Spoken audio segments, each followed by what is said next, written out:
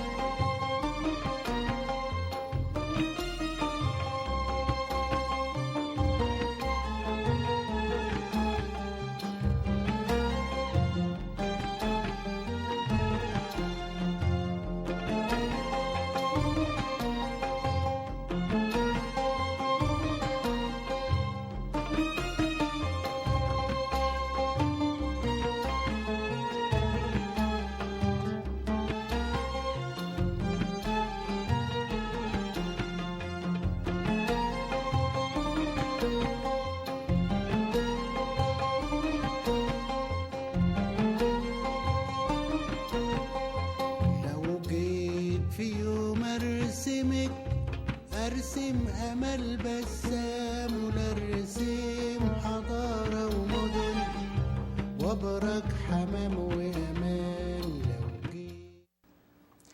Welcome to your weekly program, BelAhdan. I'm filling in for my brother here. Ahmed is my brother, for those who didn't know that. And I'm really fortunate to have a great guest today. A man who served as chief of police, he's a cop, he politician, he dabbled with politics for a while, and he has a lot of views that I find very interesting and very worth bringing up to you. Tony, welcome. Thank you very much. Good to be with you. Well, thank you very much for accepting to be with us today. You know, when I know I'm old enough, I remember very well the days of your days in the police department here in Minneapolis, and I can't get over the time there was a little, the cops were belly aching there. You made a decision to have one cop in a squad car rather than two or three. And they were belly aching, and the reporter asked you, Tony, what do you think of this? These guys are very unhappy. And I remember your answer. Yeah, well, that's fine. Sorry. Belly aching is good, but 20 years from now, they'll look back and think, oh, they'll brag about serving under Tony Boza. Yeah. Do you remember? Yes, I don't know that that it's true, but I do remember it. Yes. Well, tell us a little bit about those days in the police department. You served 3 terms, so you must have done something good. well, not really. No, I think the survivors in public life are the people who do the least amount, not the most. So the reality is that if you want to succeed in public life, don't make a wave. My biggest problem was. What people don't know about me is I was born in Spain. Mm-hmm. So I came to the country at the age of 9. A fellow immigrant. Exactly. My father was a stoker. He shoveled coal into the bellies of ships. He died when I was 15. My mother was a seamstress making dresses. So my sister and I came here. My father died when I was 15. We all had to work. We had a big struggle. That's in Brooklyn, New York. That was in Brooklyn, New York. And gradually, I managed to get an education. I became a cop, so this great country enabled me to take very good care of myself and my family. I'm married. I have 2 children who are grown, and I have 4 grandchildren. And the country sort of showered its gifts on me, and I felt I needed to get something back. Mm-hmm. Give something back. I took plenty for myself. I took care of myself and my family first. You feel fortunate that... but I was able then to think about others and my public responsibilities. So I decided that policing was an institution that I really loved. I really felt very strongly that it had a very useful... It's interesting that that your mother was the one who encouraged you to be a cop. Oh, yes, yes. I went to see Death of a Salesman. Yes. Willie Loman, Low Man, and on the stage, and I thought, oh my God, that's me in 20 years, because I was in the Garment Center, and I hated it. I see. I used to get headaches. You didn't see your future there. No, well, I was getting stomach aches, my feet hurt, my head hurt, everything hurt.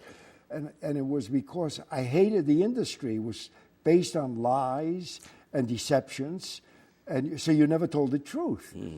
This dress is wonderful, it will walk out of the store, everything will sell itself, when in fact I knew better.